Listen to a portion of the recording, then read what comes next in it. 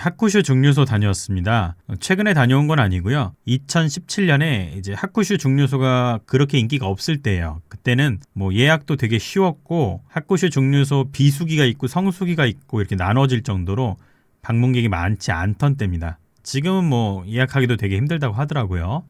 간단하게 하쿠슈에 대해서 설명 먼저 해드려야 될 것 같은데, 야마자키나 가쿠빈 위스키는 모두 알고 계시죠? 썬토리의 대표 위스키죠. 거기서 가쿠빈이나 이제 히비키, 그거를 만들 때 쓰는 원액이 야마자키랑 하쿠슈입니다. 싱글 몰트 야마자키, 싱글 몰트 하쿠슈, 이 두 가지와 조금 다른 위스키들을 블렌딩해서 히비키와 가쿠빈이 나오는 거죠. 예전에는 히비키나 가쿠빈이 그렇게 많이 팔리지 않았기 때문에 하쿠슈가 조금 남았었습니다. 근데 최근에는 히비키나 가쿠빈이나 모두 인기가 너무 많다 보니까, 게다가 야마자키랑 하쿠슈도 인기가 많아졌죠.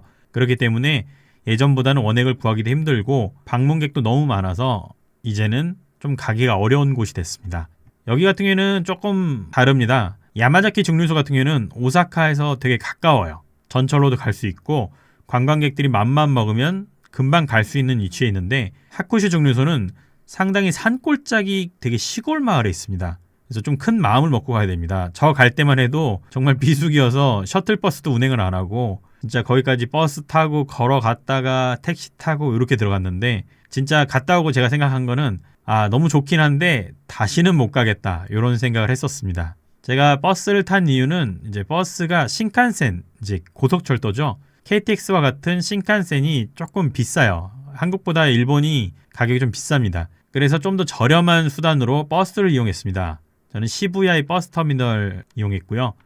도착했을 때는 요 사진 보시면 알겠지만 이렇게 진짜 시골의 무슨 버스 정류장에서 내려주더라고요. 그래서 잘못 내린 게 아닌가 좀 걱정을 했었습니다. 진짜 버스 한번 놓치면 몇 시간 후에 또 올지 모를 그런 위치에 있는 버스 정류장이었어요. 돌아올 때는 뭐 다행히 여기보다는 좀 큰 데서 탔는데, 내렸을 때는 정말 맞나 그런 생각이 좀 들었습니다. 계단 타고 내려가야 되고, 다행히 이때부터는 구글 지도가 되게 잘 돼 있어서 구글 지도를 보고 이렇게 뒷길로 통해서 갔습니다. 이 표지판이 뭔지는 지금도 못 읽겠는데 무슨 길일까요? 말 써 있는 것 같기도 하고 정말 맞나 싶기도 한데, 여기 지하도를 통해서 이 조그만 역까지 도착했습니다. 원래 신칸센을 타고 오면은 여기서 내린다고 하더라고요. 여기서 내리면 되게 셔틀버스 정류장이 바로 있기 때문에 금방 넘어갈 수 있죠. 아무래도 돈에 여유가 있으신 분들은 신칸센 타고 가시는 게 더 좋습니다. 역 안에 있는 샵인데요. 하쿠슈 증류소랑 가까워서 그런지 하쿠슈 전문 샵인 것처럼 이렇게 표시가 붙어 있습니다. 근데 안에 들어가 보면 그렇게 뭐 다양한 물건은 있지는 않았어요. 썬토리 셔틀버스 이제 시간표입니다. 지금 상당히 오래전 거라서 최근에는 어떻게 바뀌었을지 모르겠어요. 이때만 해도 뭐 40분에 한 대씩, 뭐 50분에 한 대씩 이렇게 왔다 갔다 하는데, 제가 그때는 글을 완전 못 읽어가지고 뭐 구글 번역도 그때는 안 됐었고, 비수기에는 운행을 하지 않는다라고 써 있었어요. 그래가지고 저희가 1시간 정도, 저 같이 간 동생하고 1시간 정도 기다렸는데 버스가 안 오더라고요. 그래서 알아보니까 택시를 타고 가야 된다, 이렇게 해서 결국 택시를 이용했습니다. 상당히 비싸죠, 일본 택시. 택시 타기 전에 이제 1시간 기다릴 때 소바, 역전 국수 한 그릇씩 먹었습니다. 이렇게 먹어도 되게 싸요. 요게 이제 일반 국수에다가 고로케 토핑 올린 건데, 제 기억으로는 한 5,000원, 6,000원 정도 했었나? 그 정도 했을 거예요. 가볍게 먹어주고 아이스크림 자판기도 있어서 하나씩 먹었습니다. 상당히 더운 날 갔기 때문에 1시간 넘게 밖에서 기다리는 게 상당히 힘들었어요. 결국엔 택시 타고 하쿠슈 증류소 도착했는데요. 그 규모가 이제 제가 다른 스코틀랜드나 미국 이런 데 갔다 왔을 때 증류소에 비해서는 상당히 작았어요. 다행히 그래도 비수기여도 오시는 관광객들이 좀 있어서 안내를 받았습니다. 2017년만 해도 외국인보다는 이제 일본인 관광객이 좀 더 많았었어요. 그리고 일정 인원이 모이지 않으면 투어 가이드를 시작하지 않습니다. 이때는 그랬어요, 진짜. 손님이 많지 않다 보니까 일정 인원이 모이면 투어를 시작하겠다라고 이제 알려줬었습니다. 가면은 뭐 인테리어가 이렇게 오크통으로 돼 있어요. 증리 같은 경우에도 이게 작동되고 있는 게 아닌 것 같았는데 전시용으로 내놓은 것 같기도 했었고, 그리고 증류소라 그런지 대부분 금연구역 표시가 있죠. 여기 보시면은 증류소에서는 담배나 라이터 같은 걸 켜면 안 됩니다. 진짜 불이 나서 터질 수가 있다 그러더라고요.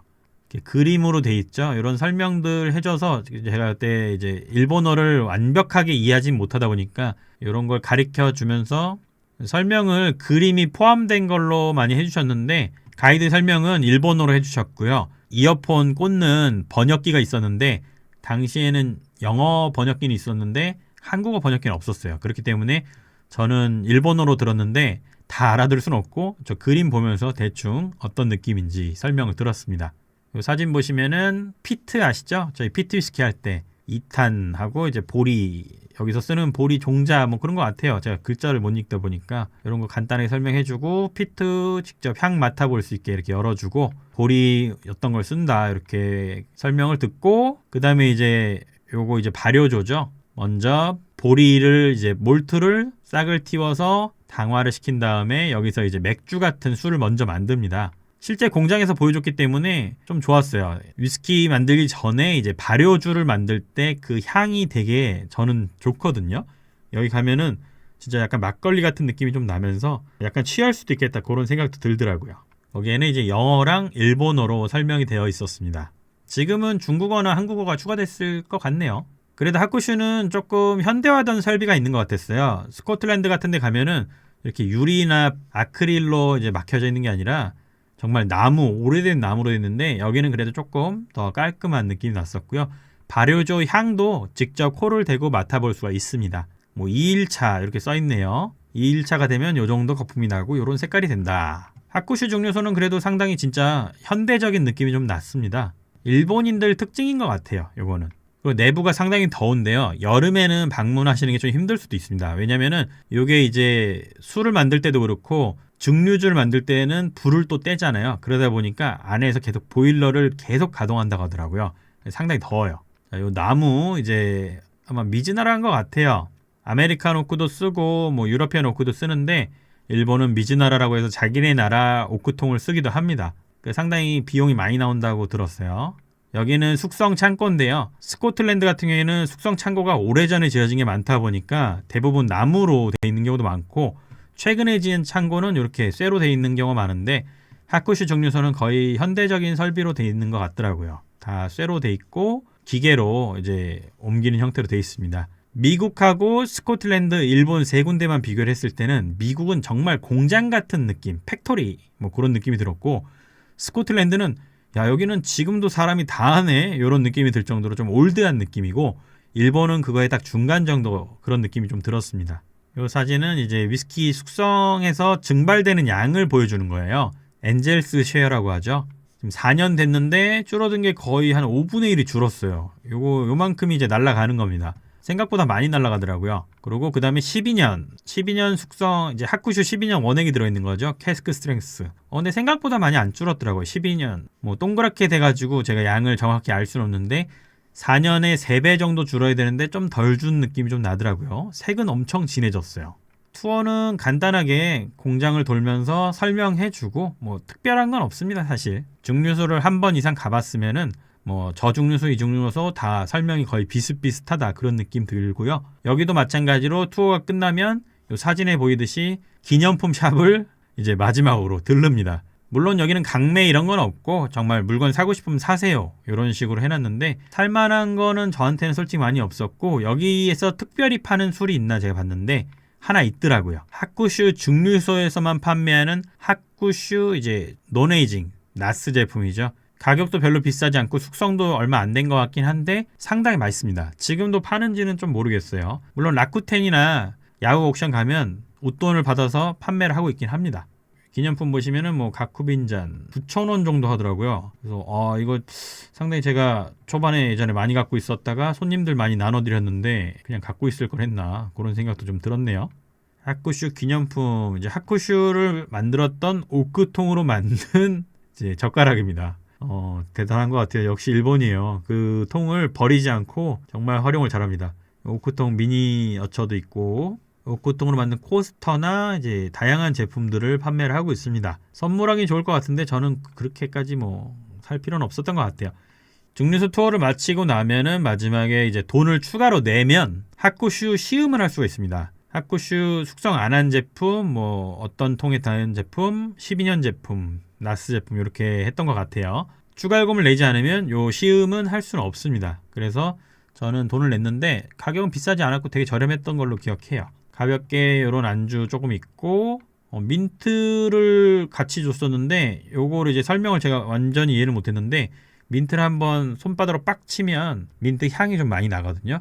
요거랑 핫쿠슈랑 잘 어울린다 뭐 이런 설명이었던 것 같습니다. 화이트 오크 캐스크 라이트 피티드 몰트 예전에 이런 걸 먹었어요. 지금은 어떻게 바뀌었는지 좀 궁금하네요.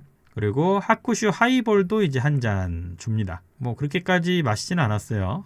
그리고 나서 저희들을 안내한 곳이 이제 또 무슨 박물관 같은데 제가 이걸 글자를 다 못 읽다 보니까 아마 뭔가 관련이 있는 것 같아요. 핫쿠슈를 좋아했던 뭐 연예인인지도 모르겠고 뭐 옛날 썬토리 위스키 역사를 보여주는 것 같아요. 썬토리 위스키 초창기 버전 뭐 다양한 종류의 병들 그리고 썬토리 위스키 말고도 뭐 딤플이랑 다른 올드바틀 위스키들이 좀 있더라고요. 요거를 왜 핫쿠슈 증류소에서 전시를 하는지 좀 헷갈렸는데 이렇게 위스키 증류소 투어는 마쳤고요. 핫쿠슈나 야마자키를 가는 이유가 있어요. 저희 같은 위스키 좋아하는 사람들은 바가 있습니다. 바 핫쿠슈인데 오픈 10시, 클로즈 4시 반인데 시간 좀 짧죠. 위스키가 원가 이하로 팝니다. 그러니까 얘네들한테 원가겠지만 출고가 이하로 판매를 하다 보니까 너무 좋아요. 그리고 여기는 카드가 안 됩니다. 일본은 요새는 카드가 다 되는데 정말 싸게 팔다 보니까 카드가 안 되는 것 같아요. 제가 그때 먹었던 게 핫쿠슈 18년, 핫쿠슈 25년, 히비키 21년, 히비키 30년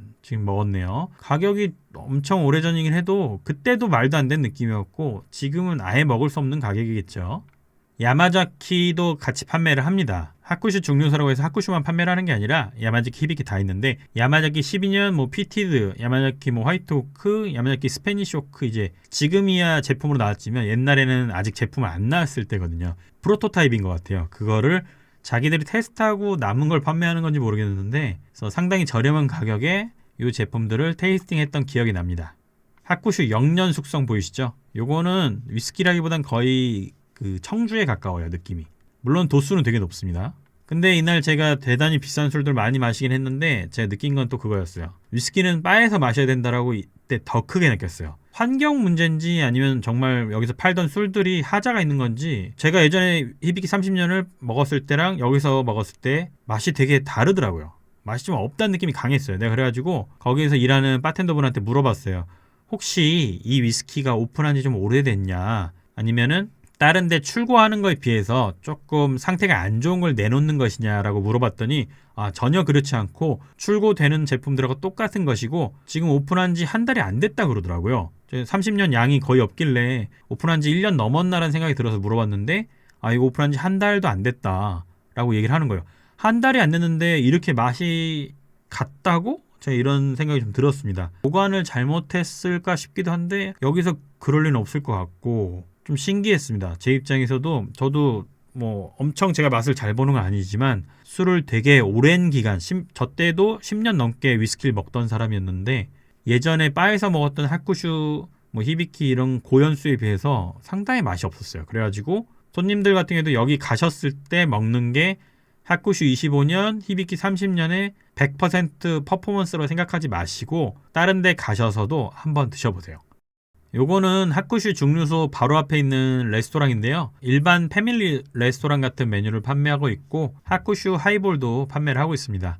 저도 이제 택시를 좀 기다리면서 가볍게 요기도 할 겸 해장도 할 겸 음식을 시켰고요. 여기서 파는 핫쿠슈 하이볼은 증류소 안에서 파는 것보다는 가격이 비쌌습니다. 돌아올 때도 저희가 택시를 타게 됐는데 택시가 콜택시만 있다 보니까 일본 택시는 정말 비싸거든요. 근데 다행인 게 안내소에서 손님들끼리 묶어서 택시를 태워준다고 하더라고요. 우리나라 같으면 조금 상상하기 힘든 내용이죠. 그래서 다행히 다른 손님 2명하고 저희 일행 저까지 해서 2명하고 해서 4명이 한 택시를 타가지고 비용은 조금 더 적게 나오긴 했습니다. 제가 2017년에 갔다 온 핫쿠슈 증류소 얘기해드렸는데요. 지금은 어떻게 바뀌었을지 상당히 궁금하긴 해요. 근데 지금은 예약하기가 정말 어렵다고 얘기를 들었고요. 예약이 된다고 해도 저는 사실 여기까지 가는 게 너무 힘들기 때문에 한 번 더 가는 거는 무리일 것 같습니다. 증류소 자체가 되게 특별한 거는 사실 하나도 없고요. 핫쿠슈를 너무 좋아한다라고 하면 한 번쯤 가볼 만하다. 뭐 그 정도라서 핫쿠슈 증류소보다는 제 생각에는 야마자키 증류소 예약을 어떻게든 하셔서 야마자키 증류소를 가시는 게 저는 더 좋을 것 같습니다.